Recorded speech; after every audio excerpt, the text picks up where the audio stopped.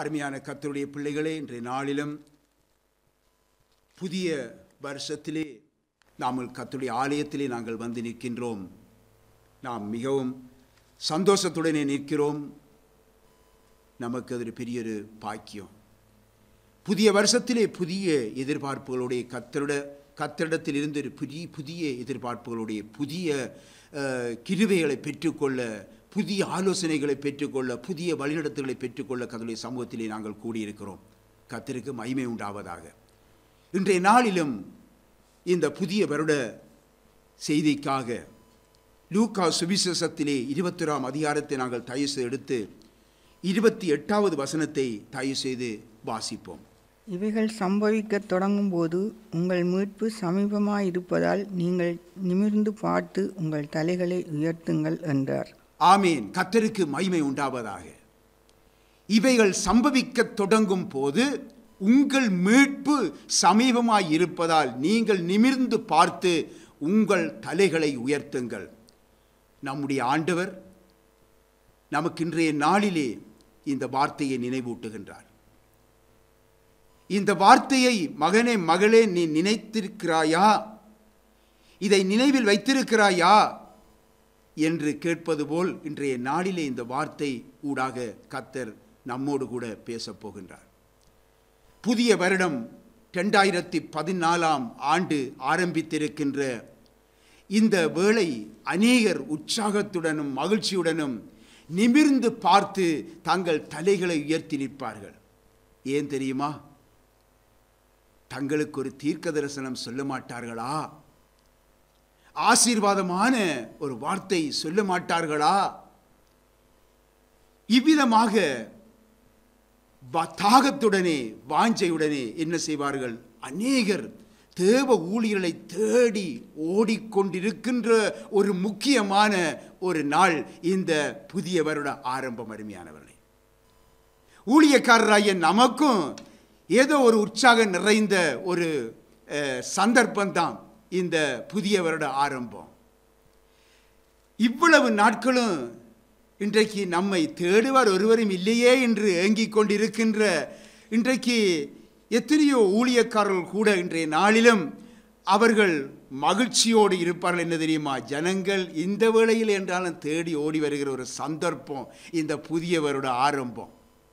அருமையானவர்களே, இந்த நாட்களிலே தேவனுடைய ஜனங்கள் தீர்க்க தரிசனங்களுக்காகவும் ஆசீர்வாத வார்த்தைகளுக்காகவும் தேவ ஊழியரை தேடி ஓடிக்கொண்டிருக்கும் இந்த வேளையிலே ஆண்டவருடைய வார்த்தைகளை தேடி ஓடுவதென்றால் அது மிகவும் அரிதான ஒரு காரியமாய்த்தான் தென்படுகிறது.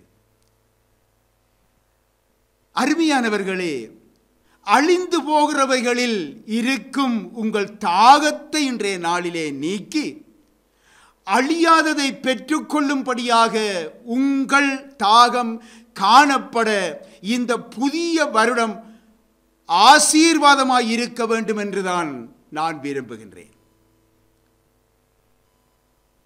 இப்பொழுது நாம் வாசிப்போம். எபிரேயர் 1ஆம் அதிகாரம் 1வது 2வது வசனத்தை தயவு செய்து வாசியுங்க.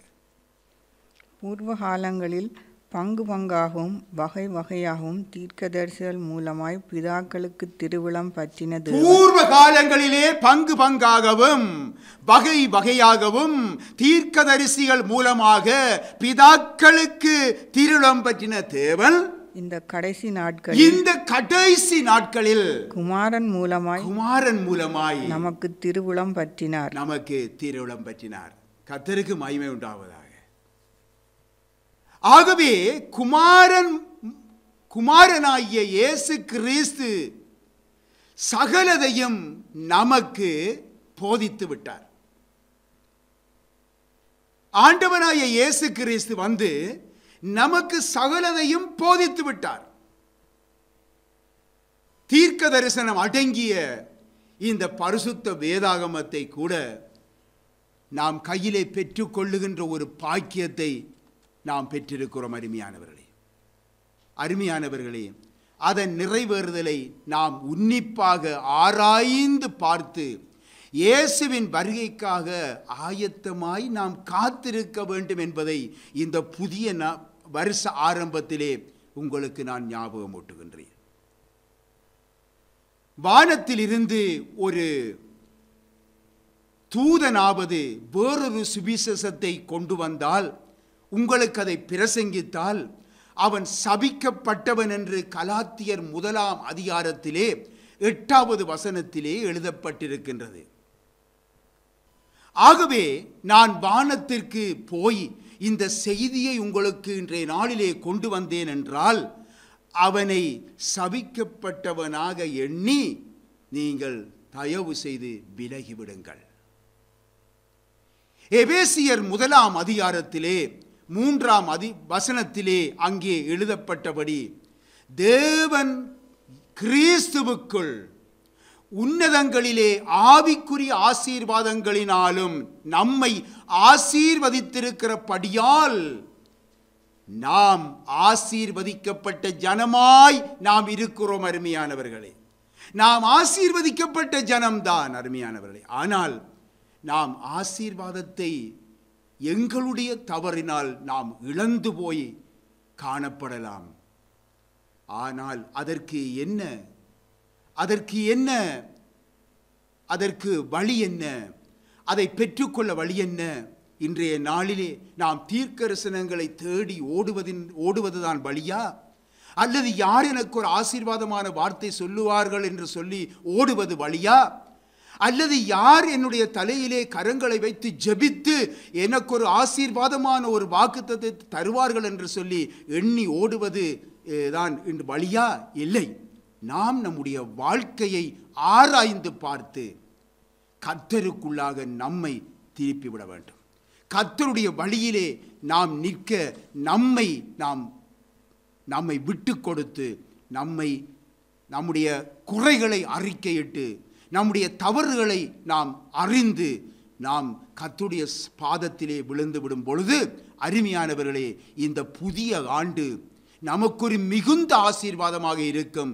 இழந்து போன ஆசீர்வாதத்தை நாம் இரட்டிப்பாக கர்த்தருடைய கரத்திலிருந்து நாம் பெற்றுக்கொள்ள முடியும். அருமையானவர்களே, அருமையான கர்த்தருடைய பிள்ளைகளே, நாம் ஆரம்பத்தில் வாசித்த இந்த வேத பகுதியிலே ஆண்டவர் இயேசு சொல்லிய வார்த்தையிலே இவைகள் சம்பவிக்க தொடங்கும் போது என்று ஆரம்பிக்கிறார் அல்லவா? எவைகள் சம்பவிக்க தொடங்கும் போது என்று சொல்லி நாம் ஒரு விசை வேதத்திலே நாம் பார்க்க வேண்டும். அங்கே சொல்லப்பட்டிருக்கிற ஆண்டவர் சொல்கிறார் என்ன தெரியுமா? அநேகர் இயேசுவின் நாமத்தை தரித்து கொண்டு வஞ்சித்து வாழுவார்கள் என்றும், அவர்களால் தேவனுடைய பிள்ளைகள் அநேகர் வஞ்சிக்கப்படுவார்கள் என்றும் ஆண்டவர் இயேசு சொல்லிய வார்த்தைகள், எச்சரிப்புகள் இந்த காலங்களிலே இன்று நிறைவேறிக் கொண்டிருப்பதை நாம் கண்ணால் கண்டு கொண்டிருக்கின்றோம்.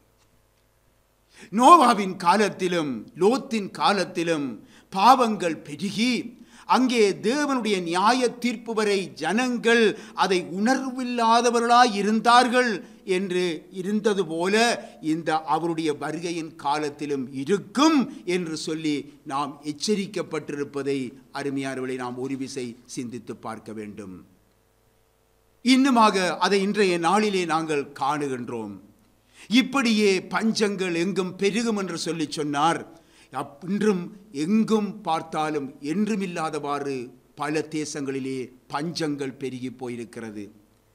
மனித அறிவு பெருகும் என்று சொல்லி அங்கே எச்சரிக்கப்பட்டிருந்தபடியே இன்று மனித அறிவுகள் பெருகி தீய கண்டுபிடிப்புகளினாலே மனுக்குலம், உயிரினங்கள், இயற்கை வளங்கள் எல்லாம் அழிந்து போய்கொண்டிருக்கிறதை நாம் பார்க்கிறோம். அருமையானவர்களே, இன்னுமாய் ஜனத்துக்கு விரோதமாய் ஜனம், ராஜ்யத்துக்கு விரோதமாய் ராஜ்யம் எழும்பும் என்று ஆண்டவர் இயேசு சொன்னபடி இன்றைக்கு நடைபெற்று கொண்டிருக்கிறது அல்லவா?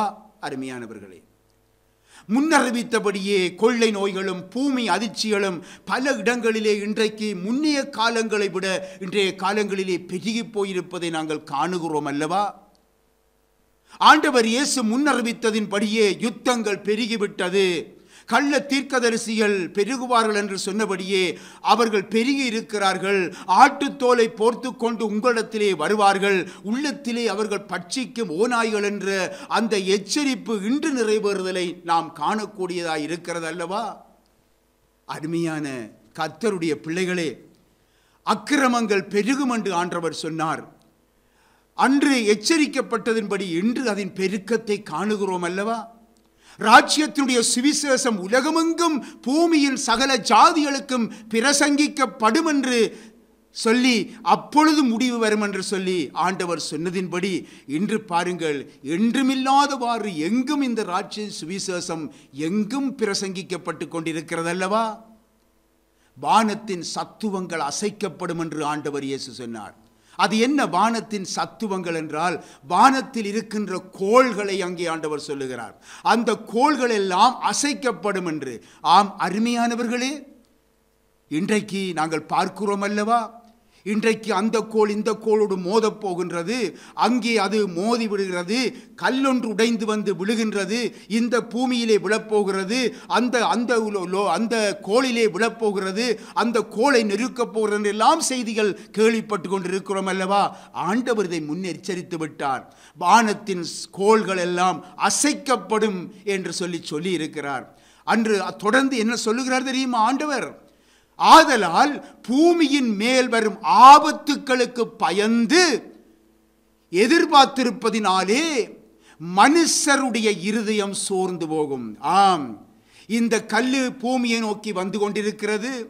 அந்த கோள்கள் ஒன்று மோதப் போகின்றது. அது பூமிக்கு பெரிய ஆபத்து என்று சொல்லி இன்றைக்கு விஞ்ஞானிகள் சொல்லிக் கொண்டிருக்கிறார்கள் அல்லவா? ஆண்டவர் இயேசுவின் வார்த்தை நிறைவேறிக் கொண்டிருக்கிறது. இப்பொழுது சூரிய சந்திரன் நட்சத்திரங்களில் அடையாளங்கள் தோன்றும் என்று சொல்லி சொன்னார். இன்றைக்கு செய்திகளை அறிந்து கொண்டிருக்கிறோம். சமுத்திர அலைகள் முழக்கமாயிருக்கும் என்று சொல்லி சொன்னார். ஆம், என்று எங்கு பார்த்தாலும் அங்கே சுனாமி, இங்கே சுனாமி, கடல் அலைகள் எழும்பியது, ராட்சத அலைகளாக எழும்பினது, மக்களை அள்ளிக்கொண்டு போனது என்று செய்திகள் எல்லாம் சர்வசாதாரணமாக கேட்டுக்கொண்டிருக்கிறோம். இவைகளெல்லாம் ஆண்டவர் சொல்லுகிறார் என்ன தெரியுமா? சம்பவிக்க தொடங்கும் போது உங்கள் மீட்பு சமயமாயிருப்பதினாலே நீங்கள் நிமிர்ந்து பார்த்து உங்கள் தலைகளை உயர்த்துங்கள் என்று ஆண்டவர் இயேசு எச்சரித்திருக்கிறாரே. இந்த எச்சரிப்பை இன்றைக்கு எத்தனை தேவனுடைய பிள்ளைகள் எண்ணுகிறீர்கள்? நீங்கள் பூமியை நோக்கி கொண்டிராமல் நீங்கள் பரலோகத்தை நீங்கள் நோக்கி பாருங்கள் என்றுதான் அந்த ஆண்டவர் சொல்லுகின்றார். அழிவுள்ளவைகளை நோக்கி கொண்டு இராமல் அழியாமையை நோக்கி பாருங்கள் என்றுதான் ஆண்டவர் சொல்லுகின்றார். ஆகவேதான் அப்போஸ்தலனாகிய பவுலும் நமக்கு தந்த ஆலோசனையை வாசிப்போம். இப்பொழுது கொலோசையர் 3ஆம் அதிகாரத்திலே 1ஐயும் 2ஐயும் தயவு செய்து வாசியுங்கள். நீங்கள் கிறிஸ்துவுடன் எழுந்ததுண்டானால் கிறிஸ்து தேவனுடைய வலது பார்சத்தில் வீற்றிருக்கும் இடத்தில் உள்ள மேலானவைகளை தேடுங்கள். மேலானவைகளையே தேடுங்கள். பூமியில் உள்ளவைகளை அல்ல, பூமியில் உள்ளவைகளை அல்ல, மேலானவைகளையே நாடுங்கள். பார்த்தீர்களா? கர்த்தருக்கு மகிமை உண்டாவதாக. தேவனுடைய பிள்ளைகளே, இன்னும் நீங்கள் அழிவுள்ளவைகளாகிய தீர்க்க தரிசனம் என்றும் அற்புதம் என்றும் அந்த ஊழியர் இந்த ஊழியர் வாரார் என்று சொல்லியும் அந்த ஊழியத்திலே போனால் ஜெபிக்கலாம், இந்த ஊழியத்திலே போனால் ஆசீர்வாதமான வார்த்தைகளை கேட்கலாம் என்றும் ஒரு கூட்டம். இன்னொரு கூட்டம் அரசியலிலே சேர்ந்தால் எவ்விதமாக நான் முன்னேறலாம், எவ்விதமாக பேர் புகழ் அடையலாம் என்று இன்னொரு கூட்டம். இன்னுமாக சிலர் மரித்து போனவர்களிடத்திலே அற்புதங்களை நாடி அவர்களிடத்திலே நம்முடைய ஜெபம் கேட்கப்படும் என்று சொல்லி இன்றைக்கு நம்பி அந்த வழியிலே அவர்கள் போய்கொண்டிருக்கிறார்கள். வேதம் சொல்லுகிறது, உயிரோடு இருக்கிறவரை நீங்கள் மரித்தோரிடத்திலே தேடுவது ஏன் என்று சொல்லி வேதம் கேட்கின்றது. அருமையானவர்களே, ஆண்டவர் இயேசு கிறிஸ்துவின் எச்சரிப்புகளையும் ஆண்டவர் இயேசு கிறிஸ்துவின் முன்னறிவிப்புகளையும் இன்றைக்கு நோக்கி உங்கள் வழிகளை திருப்புங்கள் என்று சொல்லி இந்த புதிய ஆண்டிலே உங்களுக்கு சொல்லுகிறேன். அவர் ஒருவரே மரணத்தை ஜெயித்தவர். ஆண்டவர் இயேசு ஒருவர்தான் மரணத்தை ஜெயித்தவர். அவர் ஒருவர்தான் மரணத்தை ஜெயித்து பரலோகத்துக்கு ஏறி சென்றவர். அவர் ஒருவர்தான். அருமையானவர்களே, அவர் ஒருவர்தான் ஜீவன் உள்ளவராயிருக்கிறார். மற்றவர்கள் எல்லாரும் மனிதர்கள் எல்லாம் அவர்கள் மரித்தவர்கள். ஆகவே அந்த ஜீவனுள்ள தேவனை நோக்கி பாருங்கள். அந்த ஜீவனுள்ள தேவனை நோக்கி ஜீவனுள்ள வாழ்வுக்காக உங்கள் தலைகளை உயர்த்துங்கள். உங்கள் மீட்பு சமீபித்துக் கொண்டிருக்கிறது என்று ஆண்டவர் எச்சரித்திருக்கிறார். அவர் ஒருவர்தான் மீட்பர். அருமையானவர்களே, நீங்கள் தீர்க்கதரிசனம் யார் சொல்லுவார்கள் என்று ஊழியக்காரரை நம்பி ஓடிக்கொண்டு இருக்கிறீர்கள். அரசியல் செல்வாக்கை எதிர்பார்த்து நீங்கள் ஓடிக்கொண்டிருக்கிறீர்கள். வேதத்தின் தீர்க்கதரிசனங்கள் எல்லாம் நிறைவேறிக் கொண்டிருப்பதையும் மேசியாவின் இரண்டாவது வருகைக்கான நேரம் நெருங்கிக் கொண்டிருப்பதையும் இன்றைக்கு அறியாமல் இருக்கிறீர்கள். நீங்கள் நிமிர்ந்து பார்த்து உங்கள் தலைகளை உயர்த்துங்கள். அன்று பாருங்கள், மேசியா வருவார் என்று வேத எழுத்தின்படி எழுத்தின் அடிப்படையிலே இன்றைக்கு இஸ்ரவேலர்கள் காத்திருந்தார்கள். ஆனால் அவர் வந்த போதோ அதை பகுத்தறிய தவறிவிட்டார்கள். அதுதான் முதலாவது வருகை, ஆண்டவர் இயேசுவின் பிறப்பு. இப்படியே இன்றைக்கு இரண்டாம் வருகைக்கு இன்றைக்கு நெருங்கிக் கொண்டிருக்கிற வேளையிலே ஜனங்கள் உணர்வில்லாதவர்களாய் அவர்கள் பூமியையே நோக்கி பார்த்து அவர்கள் ஓடிக்கொண்டிருக்கிறார்கள். எனவேதான் ஆண்டவர் சொன்னார், என்ன தெரியுமா? நீங்கள் நித்தியத்தை நோக்கி பாருங்கள், உங்கள் தலைகளை உயர்த்தி ஜீவனுள்ள தேவனை நோக்கி பாருங்கள் என்று சொல்லுகின்றார். இயேசுவின் முதல் வருகையை நினைவு கூறும் இந்த உலகமானது இயேசுவின் இரண்டாம் வருகை குறித்து சிந்திப்பதே இல்லை, நினைத்து பார்ப்பதே இல்லை. முடிந்து போனதையே நினைவு கூர்ந்து மரியாளின் மகனாகவே இன்றைக்கு கண்டு கொண்டிருக்கிறது இந்த உலகம். அருமையானவர்களே, இன்னும் அநேகர் கிறிஸ்மஸ் ட்ரீ, கிறிஸ்மஸ் பப்பா, களியாட்டங்கள் என்று கிறிஸ்மஸை காண்கிறார்கள். அருமையானவர்களே, ஆகவே இந்த நாளிலே நீங்கள் அவருடைய இரண்டாம் வருகையை குறித்து நினைக்க வேண்டும் என்றுதான் நான் சொல்லுகிறேன். இந்த உலகம் காணப்போகும் பெரிய அதிர்ச்சியான காட்சி இயேசுவின் இரண்டாவது வருகை. அருமையானவர்களே, அவர் குழந்தை இயேசுவாக அல்ல, அவர் கர்த்தாதி கர்த்தா, ராஜாதி ராஜாவாக அவர் வரவிருக்கிறார். அருமையானவர்களே, அன்று பாருங்கள், ஏதேன் தோட்டத்திலே வைத்து பிதாவாகிய தேவன் ஸ்திரியின் கற்ப பிறப்பானவர் சர்ப்பத்தின் தலையை நசுக்குவார் என்று சொல்லி இயேசு கிறிஸ்துவின் முதலாம் வருகையை குறித்து அவர் அறிவித்து விட்டார். ஆனால் ஆதாமின் காலத்திலோ அவர் வரவில்லை. அன்று நோவாவின் பேழை ரட்சிப்பின் பேழைக்கு அடையாளமாக இருந்தது. அவருடைய காலத்திலும் இயேசு வரவில்லை. ஆபிரகாமின் குமாரன் என்று இயேசு அழைக்கப்பட்டார். ஆனால் ஆபிரகாமுடைய கரங்களிலே இயேசுவை ஏந்துகின்ற பாக்கியத்தை அவர் பெற்றுக்கொள்ளவில்லை. யாக்கோபு சமாதான கர்த்தர் வருமளவும் செங்கோல் யூதாவை விட்டு நீங்குவதில்லை என்று சொல்லி இயேசுவை குறித்து தீர்க்கதரிசனம் உரைத்திருந்தாலும் அவருடைய காலத்திலும் இயேசு வரவில்லை. மோசே கர்த்தர் இயேசுவை குறித்து சொல்லும் பொழுது தன்னை போல ஒரு தீர்க்கதரிசி எழும்புவார் என்று சொல்லி சொன்னார். ஆனால் அவரை மோசே நாட்களிலே அவர் காணவில்லை, அவர் வரவில்லை. பிலேயாமும் இயேசுவின் முதலாவது வருகையை குறித்து தெளிவாக உரைத்திருந்தார். அவருடைய காலத்திலும் இயேசு வரவில்லை. அருமையானவர்களே, ஏசாயா தீர்க்கதரிசி இயேசுவின் பிறப்பு, இயேசுவின் வளர்ப்பு, இயேசுவின் பெயர் எல்லாமே விவரமாக அங்கே தீர்க்கதரிசனம் கூறியிருந்தார். ஆனால் அவருடைய காலத்திலும் இயேசு வரவில்லை. தாவீது ராஜா தீர்க்கதரிசனமாக உரைத்திருந்தார். இயேசு தாவீதின் குமாரன் என்று எண்ணப்பட்டார். ஆனாலும் அவரை கையிலே ஏந்துகிற பாக்கியத்தின் தாவீதுக்கு கிடைக்கவில்லை.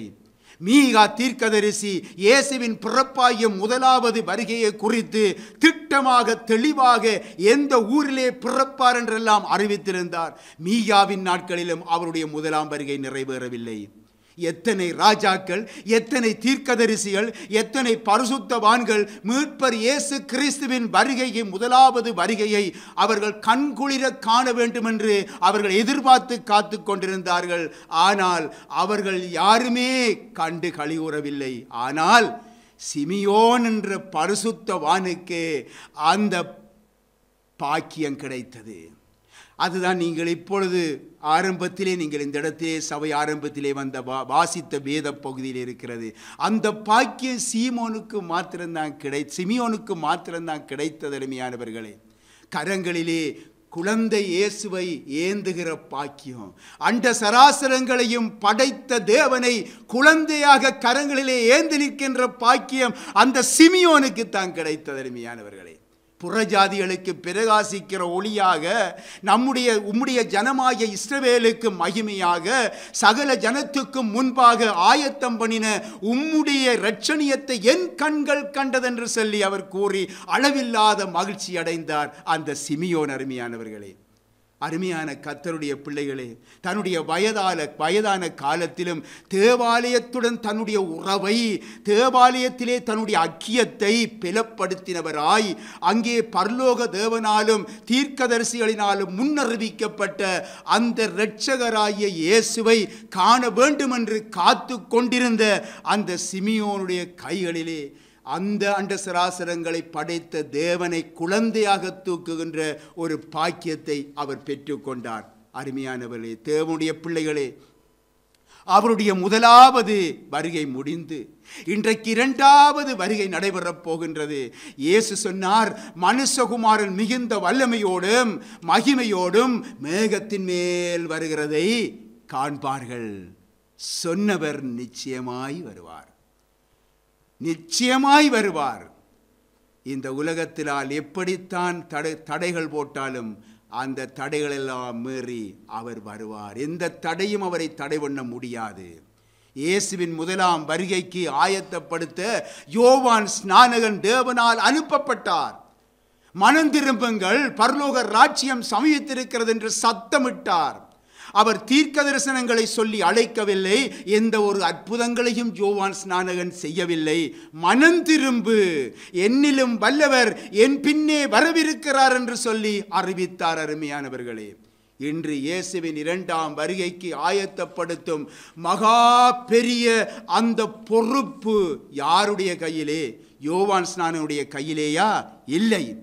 அந்த பொறுப்பு நம்முடைய கரங்களிலே ஒப்படைக்கப்பட்டிருக்கிறது. அந்த இரட்சணியத்தை உங்களுடைய கைகளிலே ஏந்தி நிற்கும் பாக்கியத்தை தேவன் தந்திருக்கிறார். எத்தனையோ கோடி கோடி வாழும் ஜனங்கள் வாழும் இந்த பூமியிலே இந்த பாக்கியம் உங்கள் கையிலே கிடைத்திருக்கிறது. அவருடைய அன்பை, அவருடைய நாமத்தை, அவருடைய சுவிசேஷத்தை சுமக்கின்ற பெரிய பாக்கியம் உங்களுக்கு கிடைத்திருக்கிறது, நமக்கு கிடைத்திருக்கிறது. ஆகவே மற்றவர்களுக்கு அந்த பாக்கியத்தை பெற்று நீங்கள் அந்த பாக்கியத்தை பெற்று மற்றவர்களுக்கு இயேசுவின் இரண்டாம் வருகைக்கு அவர்களும் ஆயத்தமாய் இருக்கும்படிக்கு நீங்கள் கற்பவேதனை படுகிறீர்களா என்று ஒரு விசை சிந்தித்து பாருங்கள். அல்லது இன்னும் பூமியையே நோக்கி கொண்டு அழிந்து போகின்ற நன்மைகளையும் நோக்கி கொண்டு ஓடிக்கொண்டு இருக்கிறீர்களா என்பதை இன்று சிந்தித்து பார்க்க வேண்டிய நிலை இந்த புதிய ஆண்டு ஆரம்பம். அருமையானவர்களே, ஆண்டவர் இயேசு தம்முடைய இரண்டாம் வருகைக்கான முன் அடையாளங்களை தெளிவாக வெளிப்படுத்தியும் அப்போஸ்தலர்களும் தீர்க்கதரிசனங்கள் மூலம் அறிவித்தும் அவையெல்லாம் நிறைவேறிக் கொண்டிருப்பதை உணராமலும் தேவ ஜனங்களின் ஒரு பரிதாப நிலையை இன்றைக்கு வெளிப்படுத்தி காட்டிக் கொண்டிருக்கிற இந்த சூழ்நிலையை நாங்கள் பார்க்கிறோம்.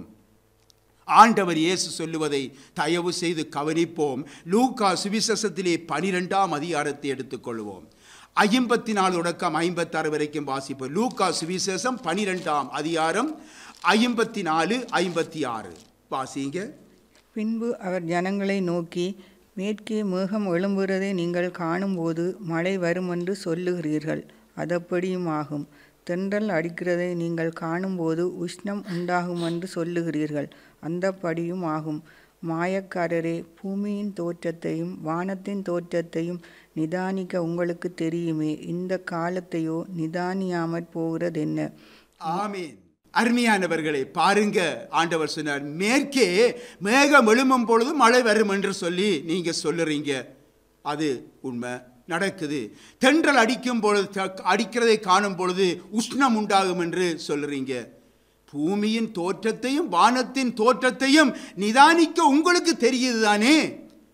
இந்த காலத்தை நீங்கள் நிதானித்து பார்க்காமல் இருக்கிறது என்னென்று சொல்லி ஆண்டவர் கேட்கிறார். அவருடைய இரண்டாம் வருகையின் அடையாளங்கள் அருமையானவர்களே நிறைவேறிக் கொண்டிருக்கிறது, நிறைவேறிக் கொண்டிருக்கிறது.